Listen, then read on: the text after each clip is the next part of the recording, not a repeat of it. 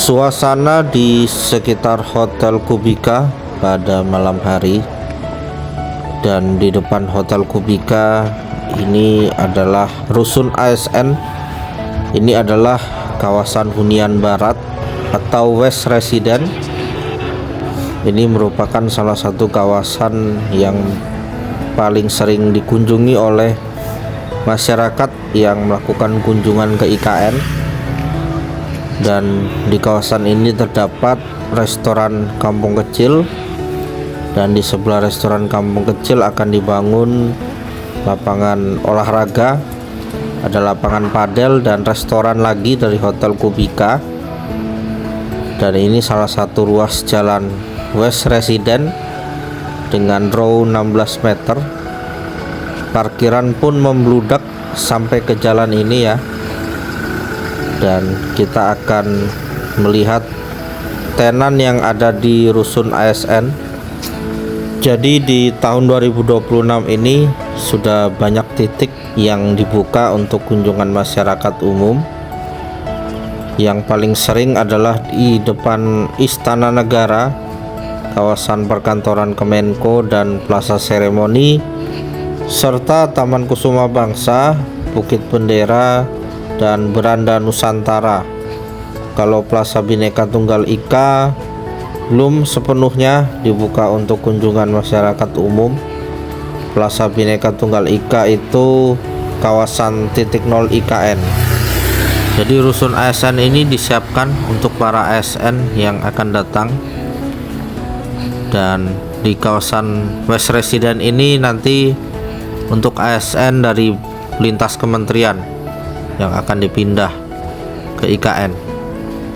Dan bisa kita saksikan sudah banyak tenan-tenan di lantai dasar yang ada di rusun ASN ini, baik itu dari tenan makanan, tenan jasa, minimarket, gym, sampai tenan-tenan seperti salon dan laundry.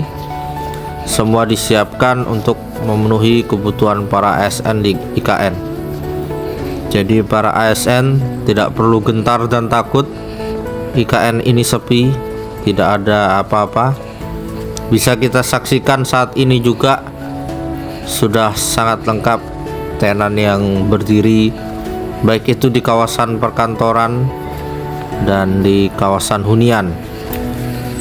Dan saat ini saya akan mampir ke salah satu tenan, yaitu tenan Indomaret, di mana di kawasan inti pusat pemerintahan saya hitung sudah ada 5 tenan Indomaret yang tersebar di beberapa titik.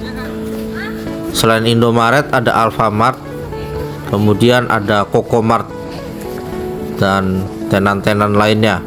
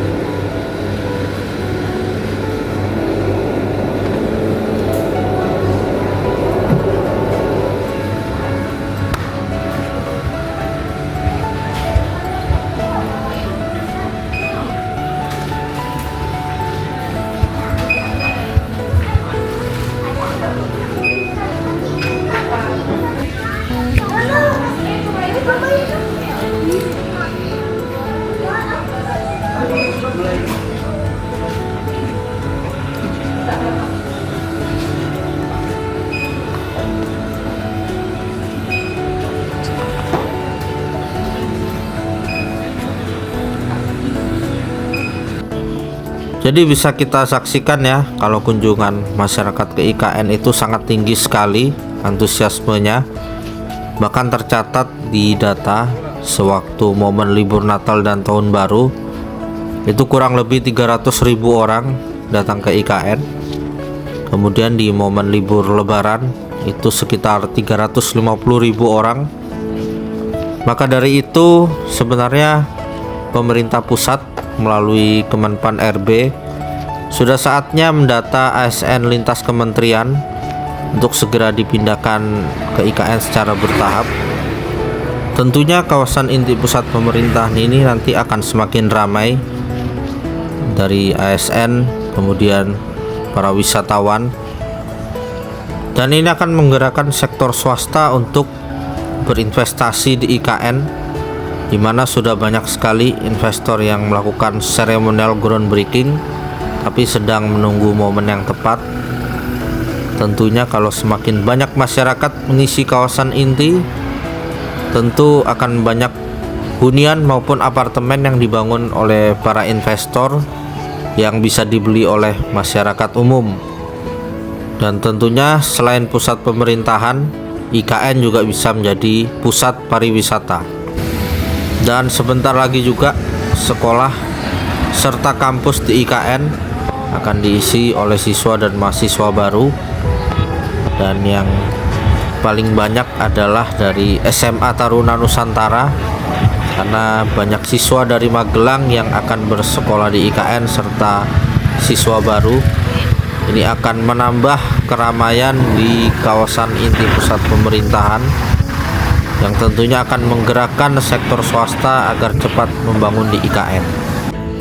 Dan di IKN saat ini juga sudah ada 4 rumah sakit bertaraf internasional, yaitu Rumah Sakit Kementerian Kesehatan, Rumah Sakit Hermina, Rumah Sakit Mayapada, dan Rumah Sakit Abdi Waluyo. Jadi ada pusat pendidikan, ada pusat kesehatan di IKN. Kemudian IKN ini juga nantinya sebagai pusat pemerintahan, karena posisinya strategis di tengah-tengah Indonesia, tentunya akan lebih mudah menjangkau pembangunan di Indonesia Timur. Maka dari itu saya mengharapkan Mas Wapres Gibran bisa berkantor duluan di IKN, karena saya sering melihat kunjungan Mas Wapres Gibran yang sangat intens ke keliling Indonesia, khususnya ke wilayah Indonesia Timur, di mana Mas Wapres Gibran juga bertugas untuk mempercepat pembangunan di Papua. Nah, kalau Mas Wapres Gibran berkantor di IKN, itu jaraknya akan dekat ya, kalau dari tengah-tengah Indonesia, dari IKN ke Papua. Dan juga kalau Mas Wapres Gibran ke Sumatera, itu juga jarak tempuhnya kurang lebih sama kalau Mas Wapres Gibran ke Papua. Jadi inilah konsep pemerataan pembangunan, konsep keadilan yang akan terjadi jika ibu kota Indonesia itu berada di tengah-tengah Indonesia. Tepat di hadapan kita itu proyek yudikatif, Mahkamah Agung, Mahkamah Konstitusi, dan Komisi Yudisial. Kalau di sisi sebelah sana itu legislatif, DPR, DPD, MPR RI. Dan ini adalah pasar yang merangkul masyarakat di sekitar IKN untuk berjualan, dan tentunya kehadiran pasar ini akan sangat membantu para ASN nantinya, karena lokasinya sangat dekat sekali dengan rusun, tinggal berjalan kaki, sehat. Jadi ASN dari Jakarta segeralah pindah, karena semua fasilitas sudah tersedia dan lengkap. Dan bonusnya adalah udara di IKN sangat segar dan tidak macet seperti di Jakarta. Kemudian jangan takut kalau di IKN ini tidak ada mall, karena memang sewaktu zaman Bapak Presiden Jokowi sampai Bapak Presiden Prabowo Kalau saya catat itu sudah sekitar ada 6 mall yang melakukan seremonial groundbreaking maupun yang penandatanganan MOU untuk memulai pembangunan di IKN. Tentunya semakin ASN cepat dipindah secara bertahap, para investor yang akan membangun mall juga akan bergerak cepat untuk melakukan pembangunannya, karena pemerintah tidak bisa berjalan sendiri membangun satu kota. Kalau kita lihat kota-kota besar Indonesia itu bisa maju karena ada peran swasta juga. Tempat wisata di IKN nanti semakin banyak, ada glamping, ada taman safari, ada Nusantara Park dan Botanical Garden. Itu semua tempat wisata yang berkonsep alam, yang tentunya akan membuat IKN ini semakin ramai kunjungan domestik maupun kunjungan internasional. Dan oke, terima kasih telah menyaksikan video ini. Sampai jumpa di kegiatan berikutnya. Salam Nusantara, salam Indonesia Maju.